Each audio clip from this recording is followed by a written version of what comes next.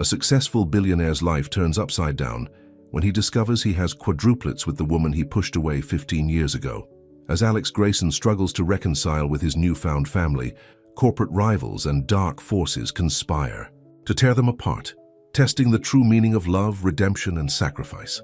But before we continue with this story, don't forget to hit that subscribe button and let us know in the comments where you're watching from today. Rain poured down on the busy streets of Manhattan as Alexander Grayson's black Mercedes glided through traffic. Alex stared at his phone, barely noticing the world outside his window. Another successful merger, another billion added to his empire. At 45, he had everything money could buy, except peace of mind. "Slow down, James," he ordered his driver suddenly, his eyes catching something through the rain-streaked window. A woman and 4 children huddled under a flickering streetlight, trying to stay dry. The sight shouldn't have meant anything to him, but something made his heart stop. The woman's face. He knew that face. "Stop the car," Alex commanded, his voice trembling. "Stop it now." James pulled over, and Alex stepped out into the rain without grabbing an umbrella. His expensive Italian suit was getting soaked, but he didn't care. He walked toward the group, his legs feeling heavier with each step. The woman looked up and their eyes met. Serena Carter, the only woman who had ever made him consider giving up his carefully controlled life. The woman he'd pushed away 15 years ago with an insulting offer of money, thinking he was doing them both a favor. But it wasn't just Serena that made his world tilt on its axis. It was the 4 children with her, 3 boys and a girl, all around 14 years old, all with his piercing blue eyes, his dark wavy hair, his sharp features. The truth hit him like a physical blow. "Serena," he managed to say, his voice barely audible over the rain. She pulled the children closer, her chin lifting with the same defiance he remembered. "Hello, Alex, I didn't expect to see you here." The children looked between them, confusion clear on their identical faces. Alex couldn't stop staring at them. His children. They had to be his children. "Are they?" he started, but couldn't finish the question. "Yes," Serena answered sharply. "But you lost the right to ask that question a long time ago." One of the boys, the tallest one, stepped slightly in front of his mother. "Mom, who is this man?" Serena put a hand on the boy's shoulder. "This is Alexander Grayson. He's your father, Michael." The other children gasped. The girl grabbed her mother's hand, while the 2 other boys exchanged shocked looks.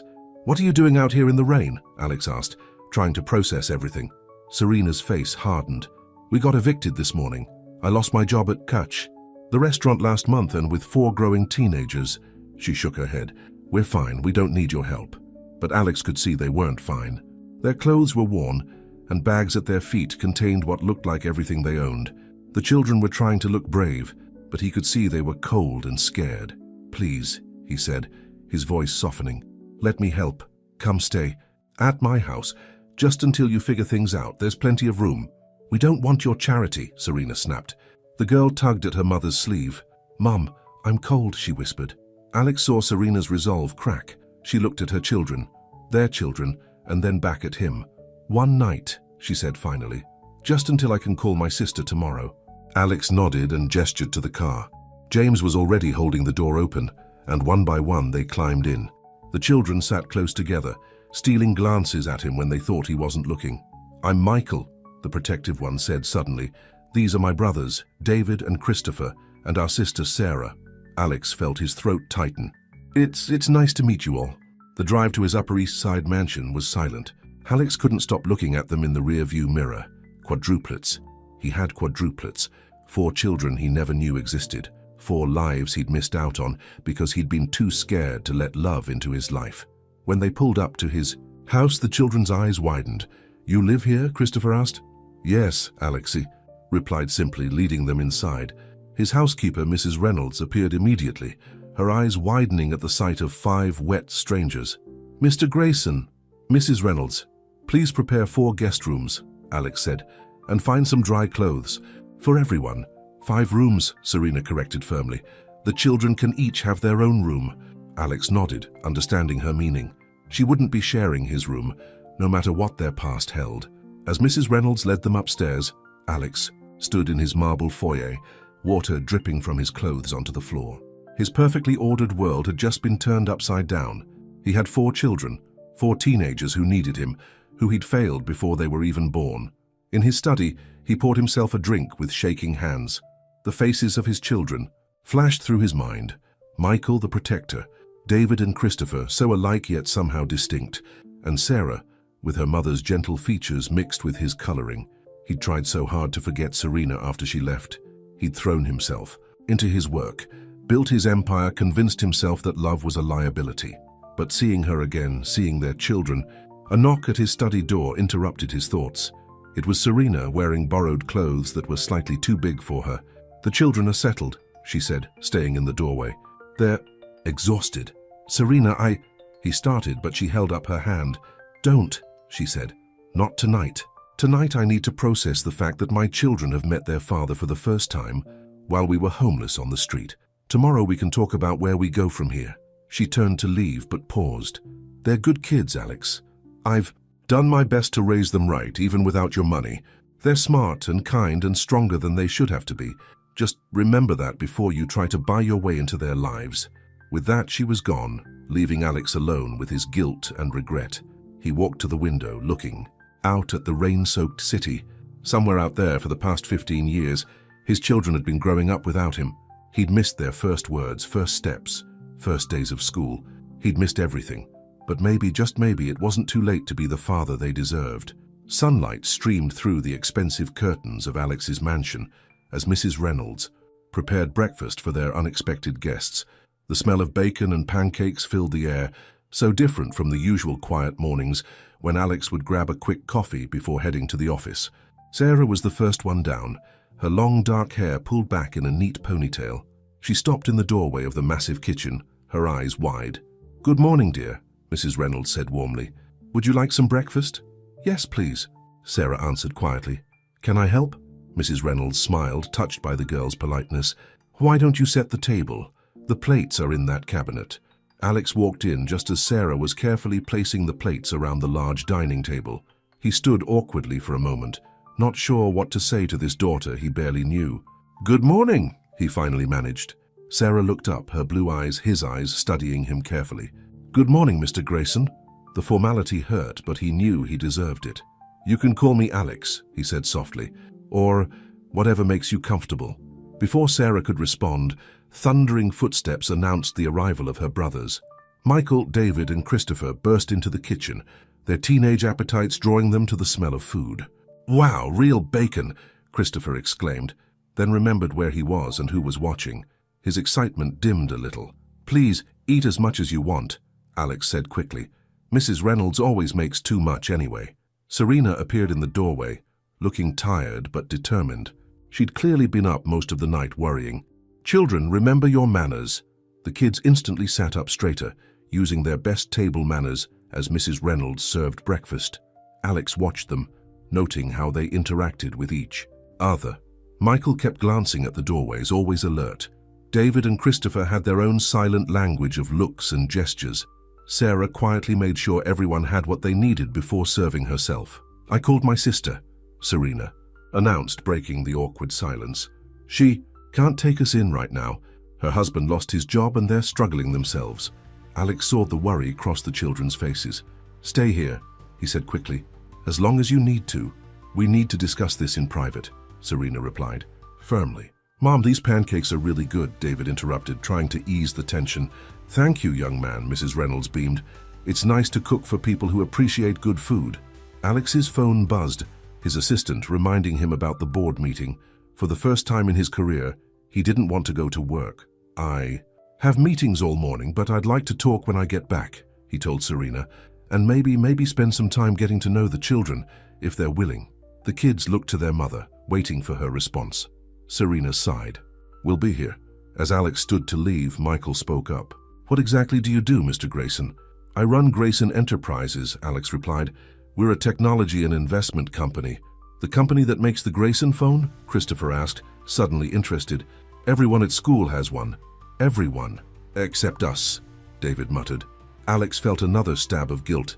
His own children couldn't afford the phones his company made. "I'll have my assistant bring some over today," he said quickly. "No," Serena cut in. "The children don't need expensive phones right now. What they need is stability and honest conversations." Alex nodded, chastened. "You're right. I'm sorry. We'll talk when I get back." As he walked to his car, Alex's mind was anywhere but on business. His driver, James, noticed his distraction. "They seem like good kids, sir," James ventured. "They are," Alex agreed. "Serena did an amazing job with them. While I was building my empire, she was raising our children on waitress tips and determination." At the office, Alex couldn't focus on the board meeting. His secretary, Victoria Kane, noticed immediately that something was wrong.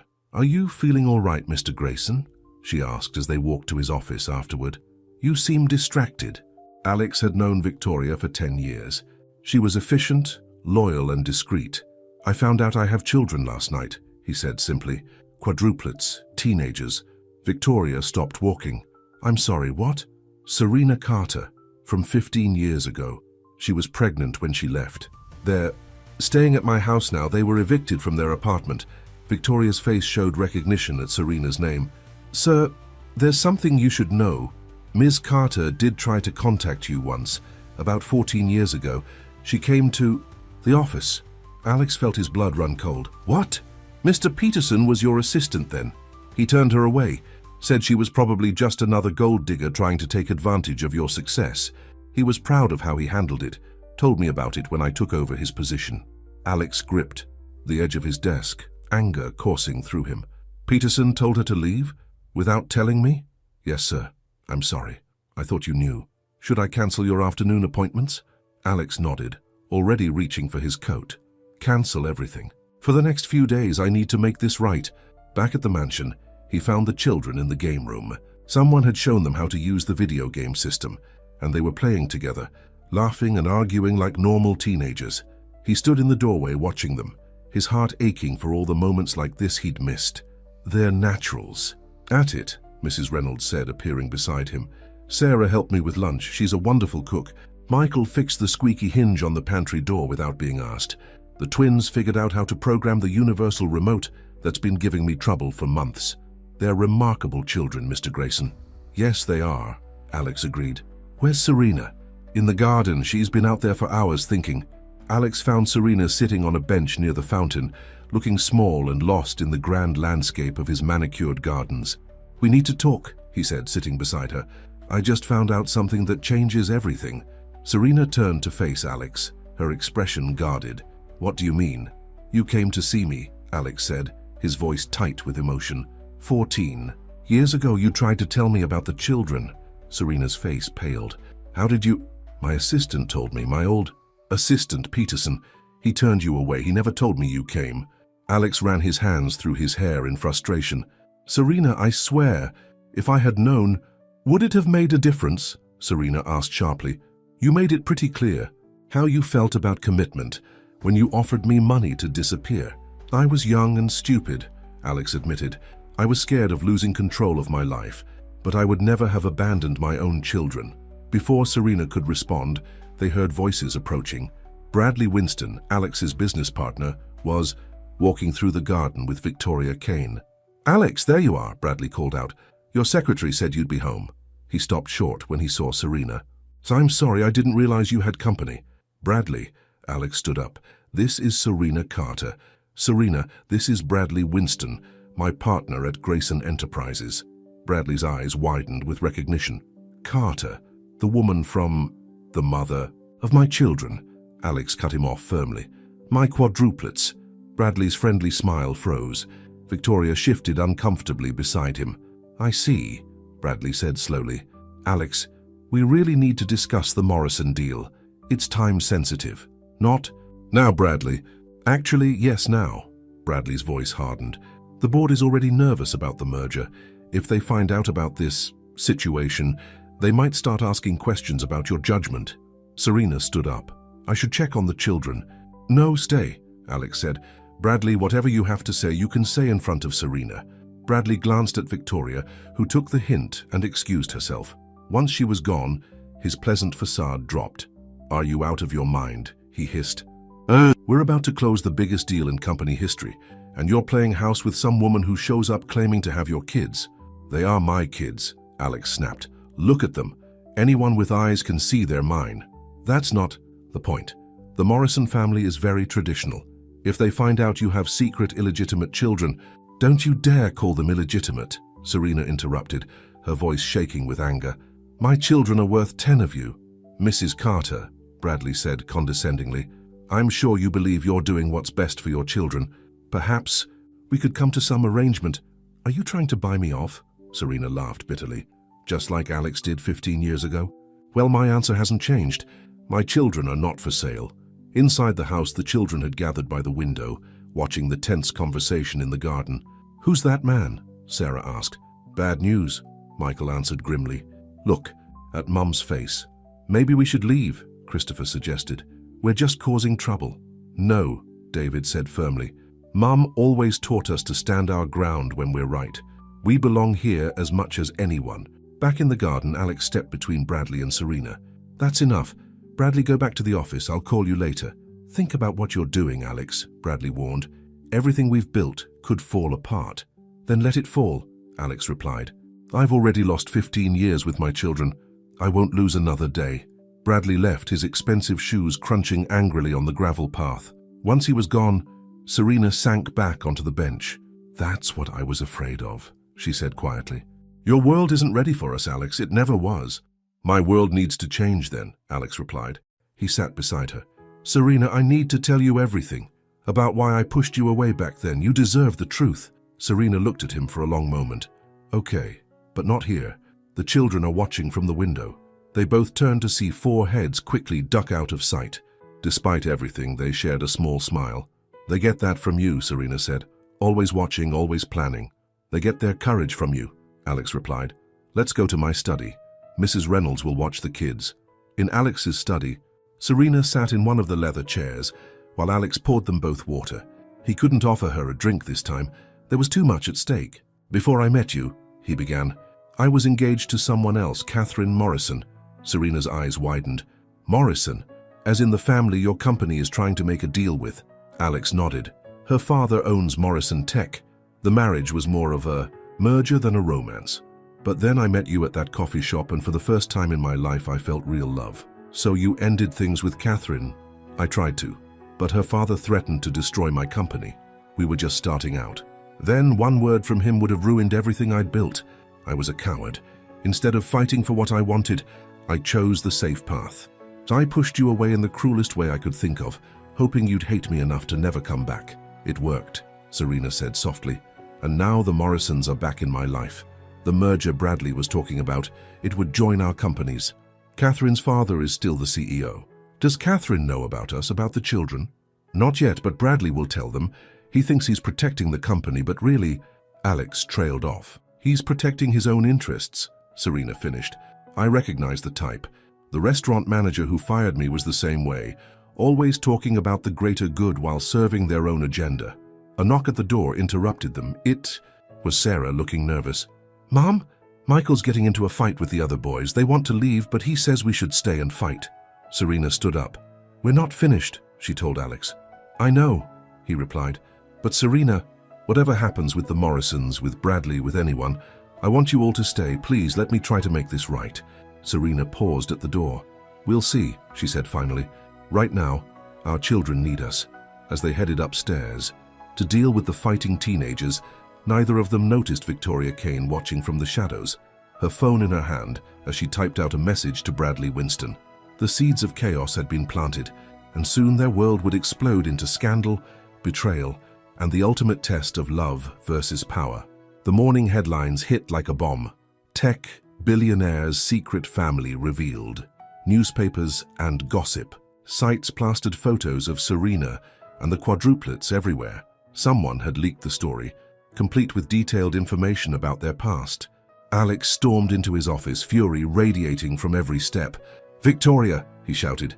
She appeared in his doorway, looking nervous but defiant. Yes, Mr. Grayson. Did you do this? Did you leak the story to the press? Bradley thought it was better to control the narrative, she admitted. The story was going to come out anyway. This way we could at least manage how it was presented. By calling my children a scandal? By painting Serena as a gold digger? Alex slammed his fist on the desk. You're fired.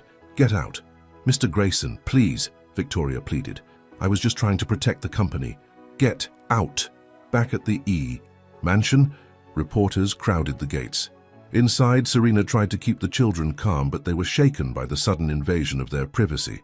Mom, they're saying awful things about you online, Sarah cried, showing her phone to Serena. Michael paced the room like a caged animal. I'll punch anyone who talks bad about our mom. No, you won't, Serena said firmly. We hold our heads high and ignore them. That's how we've always handled bullies, remember? The doorbell rang, making everyone jump. Mrs. Reynolds went to answer it, then came back looking worried. Ms. Catherine Morrison is here to see Mr. Grayson. Serena's heart sank. The children and I will go upstairs. No, David spoke up. This is our house too now, we're not hiding. Before anyone could argue, Catherine swept into the room. She was elegant and expensive looking, her blonde hair perfectly styled. Her eyes went straight to the quadruplets. My God, she whispered. They look just like him. Christopher stepped forward. That's because he's our father. Who are you? I'm Catherine Morrison. Your father and I were engaged once before. She glanced at Serena. Well, before. Why are you here? Serena asked quietly. To see for myself, and to warn you, my father is furious. He's calling an emergency board meeting. He wants Alex removed as CEO. He can't do that, David protested. It's Dad's company. It was the first time any of the children had called Alex Dad. The word hung in the air, changing everything. Your father built something remarkable, Catherine said, her voice softening. But my father has been waiting 15 years for revenge. This is his chance. The front door opened and Alex rushed in. He stopped short when he saw Catherine. Kathy, what are you doing here? Warning your family, she replied. Daddy's out for blood, Alex. The board meeting is in 2 hours. Bradley's already convinced half the board to vote against you. Alex looked at his children, at David, who'd just called him Dad, at Michael, ready to fight the world for his family, at Christopher and Sarah, huddled close to their mother. Let them try, he said. I'm done running from the truth. I'll testify, Catherine said suddenly. Everyone stared at her. I'll tell the board how my father threatened you back then, how he forced you to choose between love and your company. Why would you help us? Serena asked. Catherine smiled sadly. Because I was there 15 years ago. I saw how Alex loved you. The man my father wanted me to marry didn't exist. His heart was already yours. Alex's phone buzzed. The meeting's been moved up. They're trying to catch me unprepared. Then we'll all go, Michael announced. They need to see who they're really fighting. No, Serena started, but Sarah interrupted. Mom, you always taught us that family sticks together. We're a family now, all of us. Mrs. Reynolds appeared with Alex's briefcase and car keys. The garage has a private exit, she said. You can avoid the reporters. As they piled into Alex's largest car, Catherine touched his arm. I'll meet you there. And Alex, for what it's worth, I'm glad you found your real family. The drive to Grayson Enterprises was tense. Alex made phone calls to his loyal board members, while Serena helped the children straighten their clothes and hair. Remember, she told them, whatever happens in there, I'm proud of you all. We've survived worse than a bunch of rich people in suits. The underground parking garage was empty when they arrived, but Catherine was waiting by the elevator. Daddy's already up there, she said. Bradley's with him. They're showing the board members pictures from the newspapers trying to paint this as a scandal. Then let's show them the truth, Alex said, taking Serena's hand. The elevator ride to the top floor felt like ascending to a battlefield. When the doors opened, Alex's secretary gasped at the sight of them all. Mr. Grayson, the board is waiting in the main conference room. Good, Alex replied. It's time they met my family. He pushed open the conference room doors, and every head turned. Robert Morrison's face turned purple with rage. What is the meaning of this? He demanded. This, Alex said clearly, is my family, and before you vote on my future, you're going to hear our story. Bradley jumped up. This is irregular. The meeting has rules. Sit down, Bradley, Catherine snapped. For once in your life, be quiet and listen. The quadruplets stood tall beside their parents, their matching blue eyes challenging anyone to deny their heritage. Serena squeezed Alex's hand, giving him strength. And in that moment, facing down the power brokers who thought they could control his life, Alex finally understood what real wealth was. It wasn't in his bank accounts or his company's stock price. It was right. Here in the family he'd almost lost. The conference room crackled with tension. Robert Morrison stood at the head of the table, his face red with anger. This is a business meeting, not a family reunion, he shouted. You made it about family the moment you threatened mine. Alex replied calmly. He turned to address the board members. 15 years ago, this man forced me to choose between love and business. I made the wrong choice then. I won't make the same mistake twice. He abandoned us, Michael spoke up suddenly. Everyone turned to look at him. That's what you're all thinking, right? That he walked away from us? Well, you're wrong. Mom tried to tell him about us, but she was turned away. She raised us alone, working 2 jobs, never asking anyone for help. Sarah stepped forward, her voice shaking but clear. We didn't come here for money. We didn't even want to meet him. But now that we have, she looked at Alex with tears in her eyes. Now that we know him, we're not going to let you hurt him. Bradley scoffed. This is ridiculous. The boy admits it. Grayson abandoned them. He's not fit to lead this company. That's a lie, Catherine said, walking to stand beside Alex. And you know it, Bradley.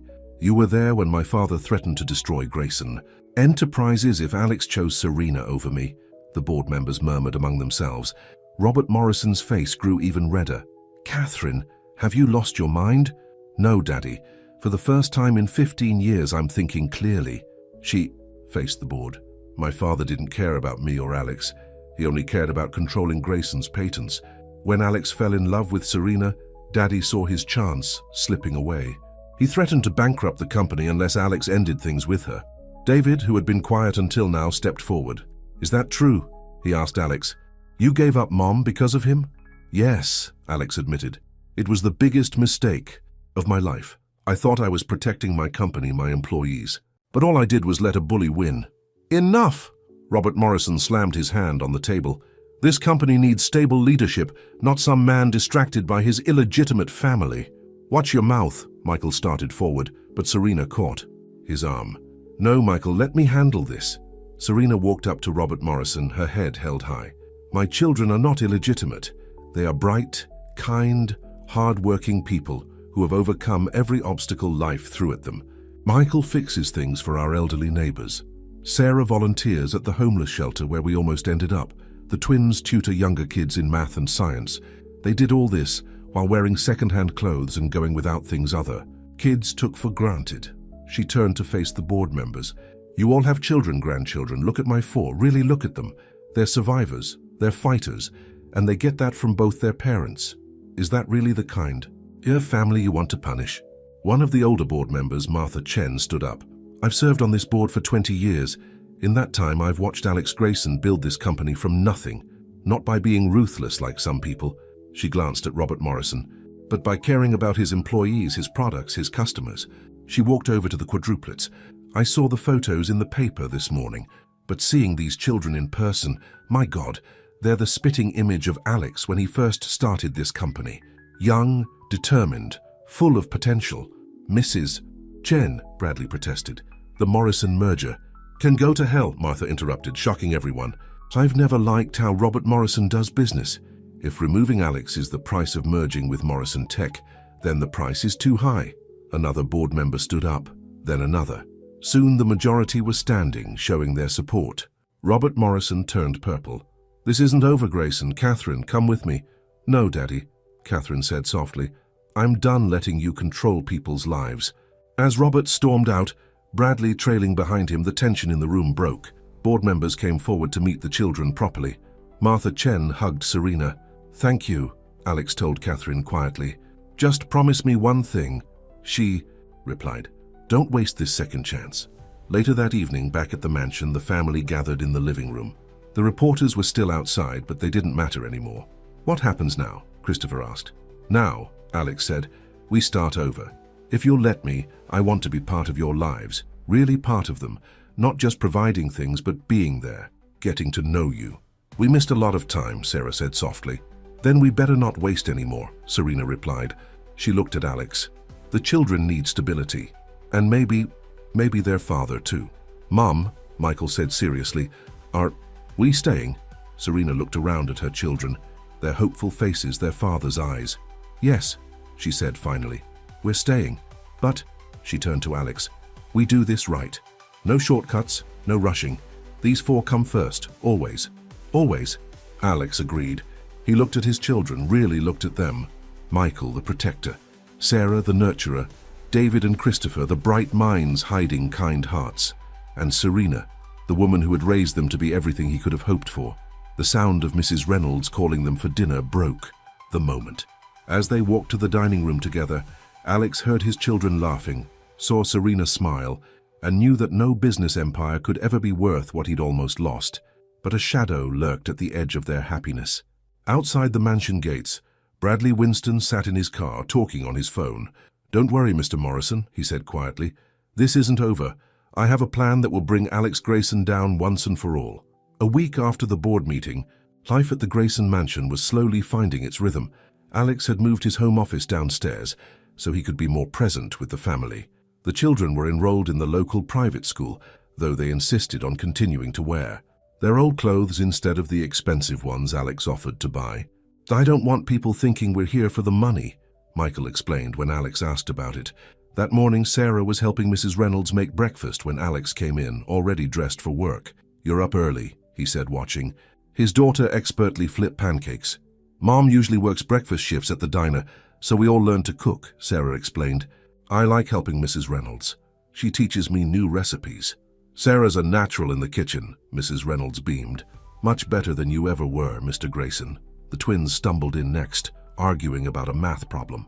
"Dad," Christopher called out, then stopped, looking embarrassed at using the word. Alex's heart leaped. "Yes? Can you look at this? David thinks the answer is 42, but I say it's 38. Alex spent the next 15 minutes working through the problem with them, amazed at how quickly they grasped complex concepts. "You boys should come to the office sometime," he suggested. "See the technology department." Their eyes lit up, but before they could answer, Serena appeared. "First, they need to get through regular school. Today's their first day." Michael came in last, looking nervous, though he tried to hide it. "The reporters are still outside." Alex's face darkened. Despite winning the board's support, the media frenzy hadn't died down. If anything, it had gotten worse since Catherine publicly sided with them. "I'll drive you to school myself," he decided. "Alex," Serena pulled him aside. "Are you sure about this school? It's very elite." "They deserve the best education," Alex insisted. "They also deserve to feel comfortable," Serena countered. "These kids have grown up in a very different world." Before they could discuss it further, Alex's phone rang. It was Catherine. "Turn on the financial news," she said without greeting. "Now." Alex grabbed the remote and switched on the kitchen TV. The headline made his blood run cold. "Grayson Enterprises accused of patent fraud." Bradley Winston was on screen, standing next to Robert Morrison. "As former COO of Grayson Enterprises, I feel obligated to reveal that the company's key patents were obtained through fraudulent means. We have evidence that Alex Grayson stole these innovations from smaller companies and developers." "That's a lie," David shouted. "Dad would never steal anything." Serena hugged Sarah, who had started crying. "It's okay, sweetheart. Your father will fix this." "I have to get to the office," Alex said, already reaching for his keys. "No." Michael stepped in front of him. "You have to take us to school first." "You promised." Alex stopped, torn between his company and his children. Serena watched him, and he knew this was a test, one he couldn't fail again. "You're right," he said. "Family comes first. The lawyers can handle Bradley for an hour." The drive to school was tense.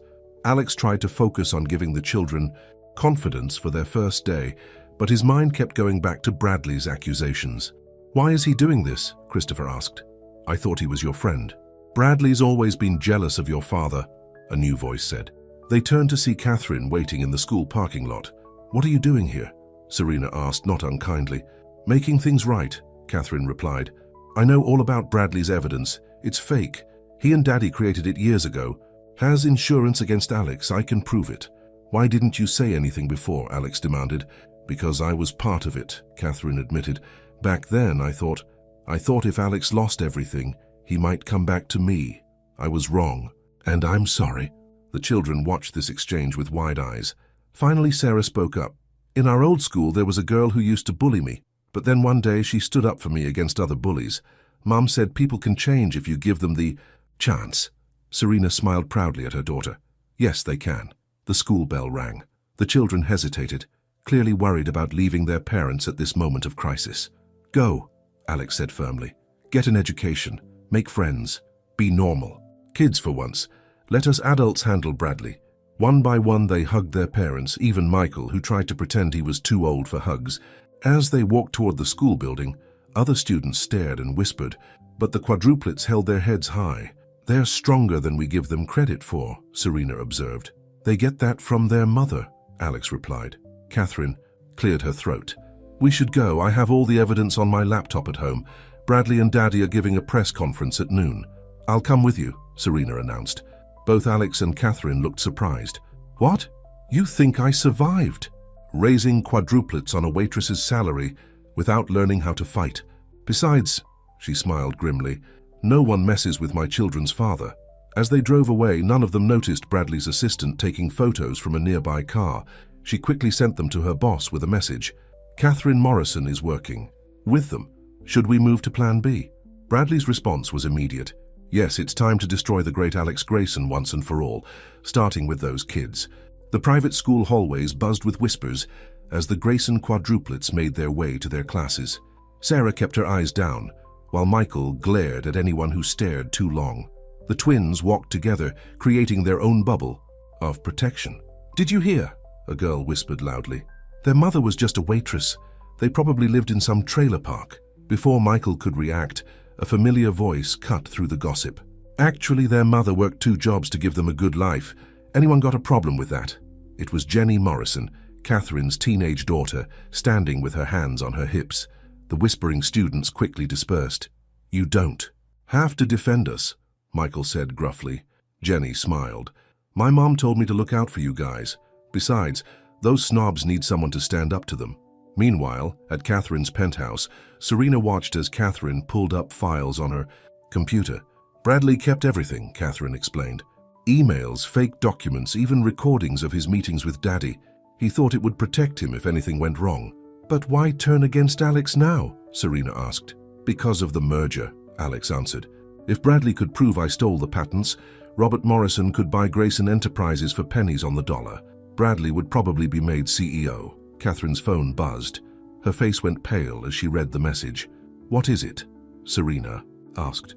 Bradley's assistant just sent this to everyone at school. Catherine turned her phone around, showing them a photoshopped picture of Serena in her old waitress uniform, made to look like she was working at a sleazy bar instead of a family restaurant.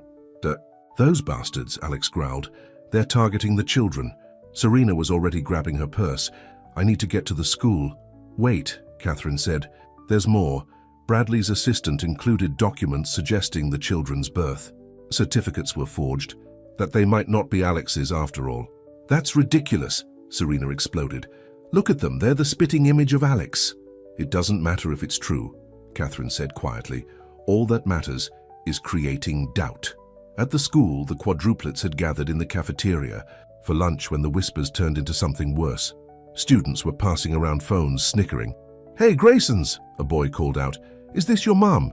Guess we know how she caught a billionaire. Michael lunged forward, but David and Christopher caught his arms. Don't, Sarah pleaded. That's what they want. Jenny Morrison marched over and snatched the boy's phone. You're all pathetic, picking on people because of where they came from. What, are you afraid they might be smarter than you? Stay out of this, Jenny, the boy sneered. Your grandfather's trying to take down their fake father anyway. Fake? Christopher stepped forward. You want proof he's our father? Look at this. He pulled up the sleeve of his shirt, revealing a small birthmark on his arm, identical to the one Alex had shown. Them on his own arm just days before. All 4 of us have it, David added. Same place, same shape. The cafeteria went quiet. Jenny smiled triumphantly. But the moment was interrupted by the school principal. Michael, David, Christopher, and Sarah Grayson, please come to my office immediately. In the office, they found Serena already waiting, her face tight with anger. Mrs. Grayson, the principal began. Ms. Carter, Serena corrected firmly. Ms. Carter, we've received some concerning documentation about your children's enrollment. Their birth certificates are perfectly legal. Alex's voice boomed from the doorway. He strode in with Catherine beside him.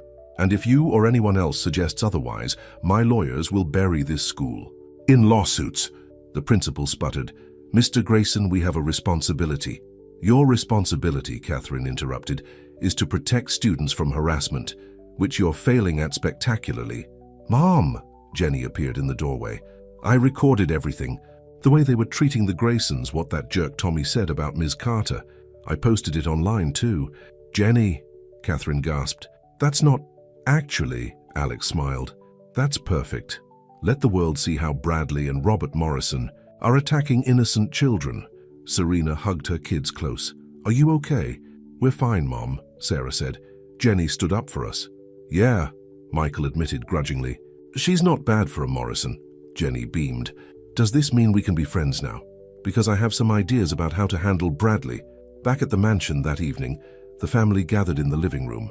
Mrs. Reynolds had made hot chocolate for everyone, including Jenny, who had come home with them. "The internet is exploding," Jenny announced, checking her phone. "My video has gone viral.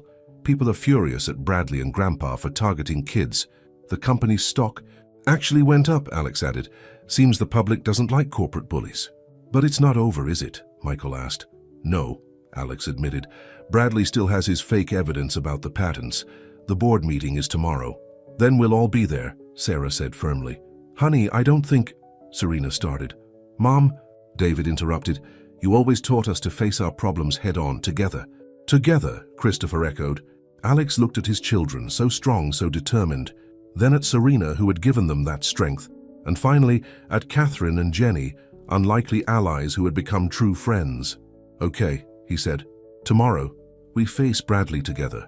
But tonight we have hot chocolate," Mrs. Reynolds announced, bringing in a fresh batch. "And I added extra marshmallows, because some days just need extra marshmallows." As they sat together, sharing comfort food and making plans, none of them noticed the small red light blinking on Sarah's phone. Bradley's spy software, secretly installed by his assistant during the chaos at school, recording everything they said. In his office across town, Bradley listened and smiled. "Enjoy your hot chocolate," he muttered. "Tomorrow the real war begins." The morning of the board meeting dawned grey and stormy. Sarah was the first to notice something wrong with her phone. "It's not working right," she told Michael, showing him how apps kept opening by themselves. Michael frowned. "Let me see." As he examined the phone, his eyes widened. "This isn't just glitching, someone's controlling it." In the kitchen, Alex was reviewing papers with Catherine when Michael burst in. "Dad, Bradley's been spying on us through Sarah's phone." Alex grabbed the phone, his face darkening. "Call Jenny," he told Catherine. "Her video skills might come in handy again." Meanwhile, at Grayson Enterprises, Bradley was setting up the boardroom for his presentation. Robert Morrison stood nearby, looking nervous. "Are you sure about this?" Morrison asked. "The public's turning against us after that school incident." "Trust me," Bradley smiled. "Once they hear what the Grayson brats were saying in private, no one will sympathize with them." "What are you talking about?" "I bugged the girl's phone, got recordings of everything, including some choice comments about you and your family." Robert Morrison paled. "You recorded minors without consent? That's illegal." "Relax, by the time anyone figures that out, we'll have control of the company." Neither man noticed Jenny Morrison hiding behind a plant, her phone recording everything they said. She quickly sent the video to Catherine with a message. "Got them." Back at the mansion, Serena was helping. The children get ready for the board meeting when the doorbell rang. A police detective stood outside with 2 officers. "Ms. Carter, I'm Detective Rivera. We need to speak with Bradley Winston. Our sources say he's here." "No," Serena frowned. "He's at the office." "What's this about?" "Illegal surveillance of minors, corporate espionage, and attempted extortion. We've been building a case for weeks." Alex came running down the stairs. "Detective, you got Catherine's evidence?"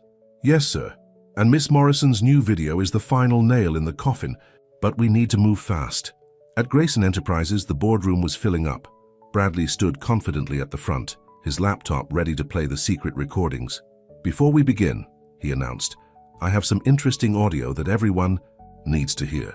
"I don't think so," Jenny's voice rang out. She walked in with Catherine holding up her phone. "But I have a video everyone needs to see."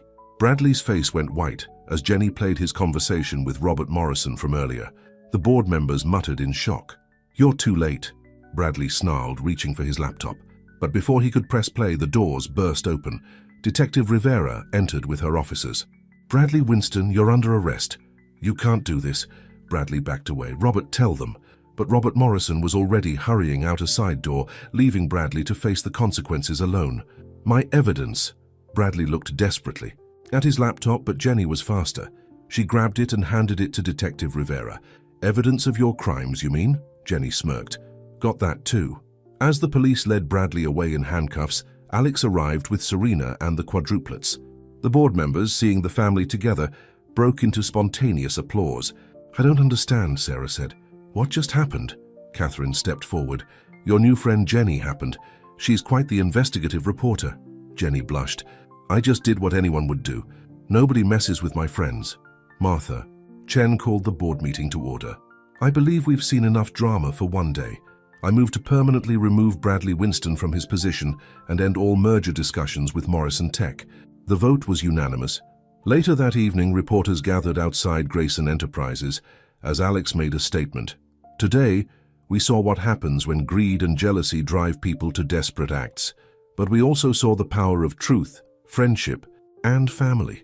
My children showed more integrity and courage than Bradley Winston ever did. I'm proud to be their father." At home, the family celebrated with Mrs. Reynolds' special dinner. Jenny joined them, now a regular part of their extended family. "I can't believe it's over," Serena said softly to Alex. "Not quite," he replied. "There's still one thing I need to do." He turned to address everyone at the table. "I've been thinking about names." The quadruplets looked up, confused. "Right now, your last name is Carter. If you want, only if you want, I'd like you to become Graysons legally, all of you." He looked at Serena. "And maybe we could finally be the family we were always meant to be." The room went silent. Sarah was the first to speak, tears in her eyes. "Are you asking Mum to marry you?" "Smooth, Dad." Michael grinned. Real smooth. But Serena was smiling, her eyes bright with tears. "After 15 years, you still can't just ask a simple question, can you?" "Is that a yes?" Alex asked hopefully. "What do you think, kids?" Serena looked at their children. "Should we make this official?" The quadruplets exchanged glances, then spoke in unison. "Yes." As the family hugged and celebrated, Mrs. Reynolds wiped away tears in the kitchen. Jenny snapped pictures, declaring this moment needed to go viral for all the right reasons. But in a dark office across town, Robert Morrison watched the happy scene on his phone and scowled. "Enjoy your victory, Alex," he muttered. "I still have one card left to play." He opened his desk drawer and pulled out an old envelope. Inside was a letter from 15 years ago, a letter that could destroy everything. Alex and Serena had just built. Wedding preparations were in full swing at the Grayson mansion. 3 weeks had passed since Alex's proposal, and Sarah had taken charge of the planning, working closely with Mrs. Reynolds to create the perfect celebration. "Not too fancy," Serena kept insisting. "Something simple and meaningful." But simple wasn't easy when you were marrying one of the richest men in the country. Every wedding planner in New York wanted the contract, and magazines offered fortunes for exclusive photo rights. "Mum," Michael called from the living room. "There's another reporter at the gate." Serena sighed. The media frenzy had gotten worse since Bradley's arrest. Everyone wanted the fairy tale story of the waitress and the billionaire reuniting after 15 years. The twins were at the dining room table, working on their science project. Since starting at their new school, they'd thrown themselves into their studies, especially after the principal had apologized for the earlier incident. "Dad?" David looked up as Alex came in. "Can you help us with this? We're designing a new type of solar cell." Alex beamed with pride. His sons had inherited his love for innovation, and their ideas were genuinely impressive. The doorbell rang, and Mrs. Reynolds answered it.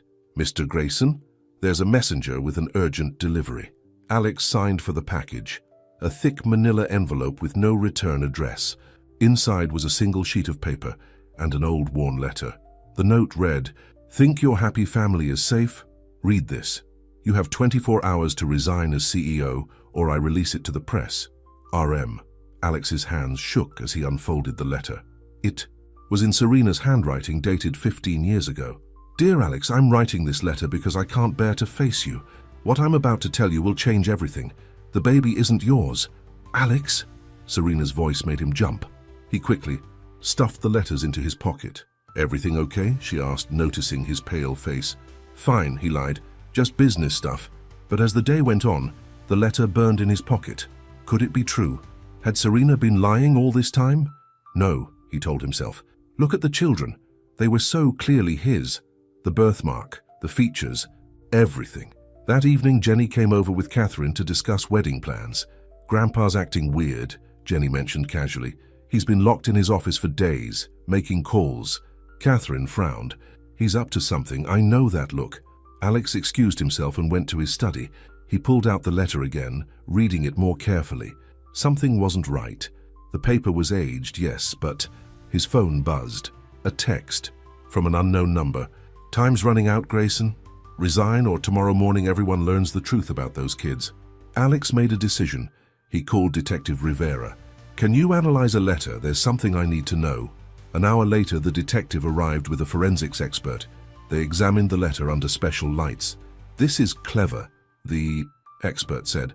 "The paper is genuinely 15 years old, but the ink isn't. This was written recently on aged paper." "A forgery?" Alex felt relief flood through him. "A very good one," Detective Rivera noted. "But why, Dad?" Sarah stood in the doorway. "Jenny found something you need to see."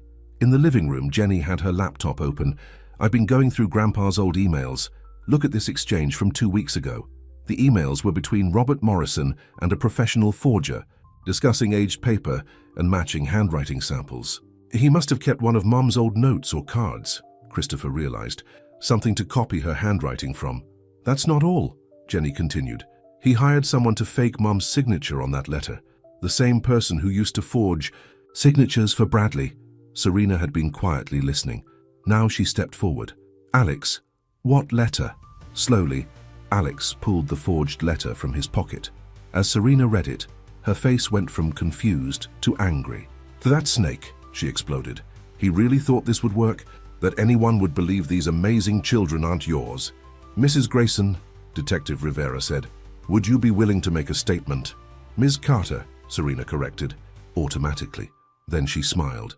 "At least for a few more days, and yes, I'll make a statement. It's time Robert Morrison learned what happens when you mess with my family."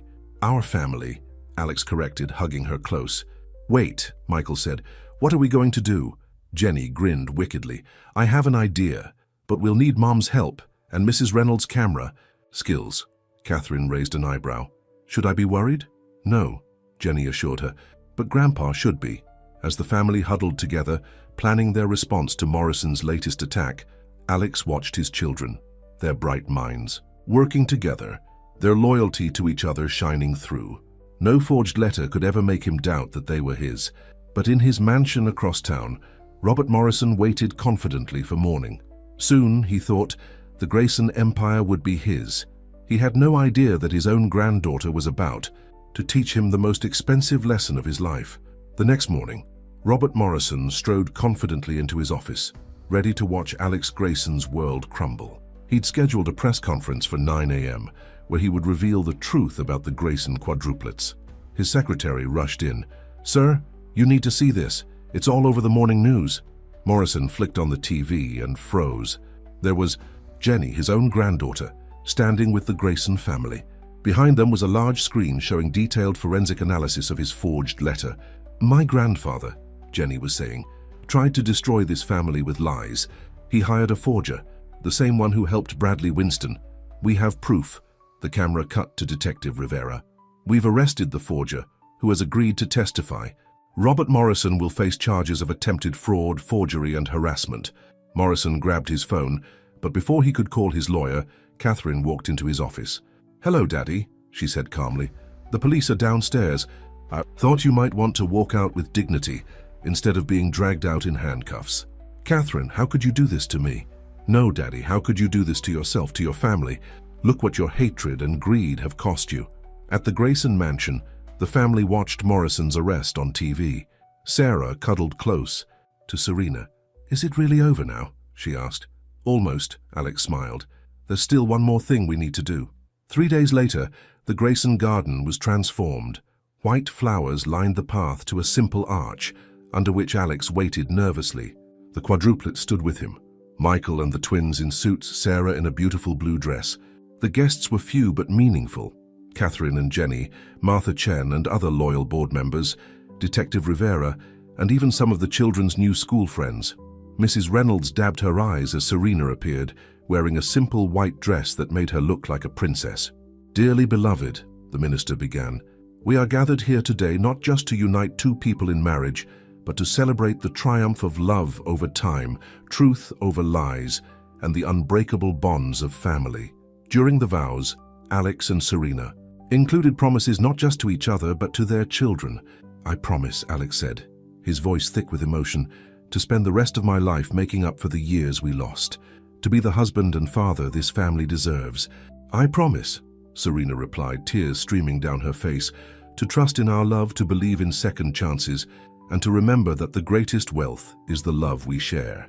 Now, the minister smiled, I believe the children have something they'd like to say. One by one, the quadruplets stepped forward. Michael spoke first. When we first met, Dad, I was ready to hate him, but he proved that it's never too late to be the person you're meant to be. He showed us that family isn't about where you live or how much money you have, David added. It's about who stands beside you when times are tough, Christopher continued. Sarah completed their thought. And who loves you no matter what. There wasn't a dry eye in the garden as Alex and Serena were pronounced husband and wife. As they kissed, the children cheered, and Mrs. Reynolds released a dozen white doves. At the reception, Jenny caught the bouquet, making Catherine laugh. Not until you're 30, Detective Rivera danced with Michael, who had decided he wanted to study law enforcement. The twins discussed solar energy with Martha Chen, who offered them internships when they were older. Sarah helped Mrs. Reynolds serve the wedding cake she had helped bake. Look at them, Serena said softly to Alex as they danced. Everything we went through was worth it for this moment. Worth every second, Alex agreed. Though I still wish... No more regrets, Serena stopped him. We have today and tomorrow and all the days after. That's what matters. Later that night, as the party wound down, the family gathered in the garden. The children were tired but happy, not even complaining. When their parents got romantic... Gross, Michael muttered, but he was smiling. So, Jenny asked, what happens now? Sarah looked around at her family, her strong, loving mother, her father who had moved heaven and earth to be with them, her brothers who protected each other fiercely. Their new friends who had proven loyalty was thicker than blood. Now, she said, we live happily ever after. Without the drama, David asked hopefully. Oh, there will always be drama, Serena laughed. We're Graysons now, but we'll face it together. Alex hugged his family close, marveling at how complete his life felt. The empire he'd built seemed small compared to the wealth of love surrounding him. Above them, a shooting star streaked across the sky. 4 teenage voices made wishes at once, then laughed at their synchronicity. One more reminder of their special bond. What did you wish for? Jenny asked. The quadruplets exchanged glances, then Michael spoke for all of them. Nothing. We already have everything we ever wanted. As night fell on the Grayson estate, the family lingered in the garden, sharing stories and dreams. Tomorrow would bring new adventures, new challenges, perhaps even new battles. But they would face them as they had faced everything else, together, bound by a love that had survived 15 years of separation and emerged stronger than ever. And in the end, that was the greatest victory of all. The end.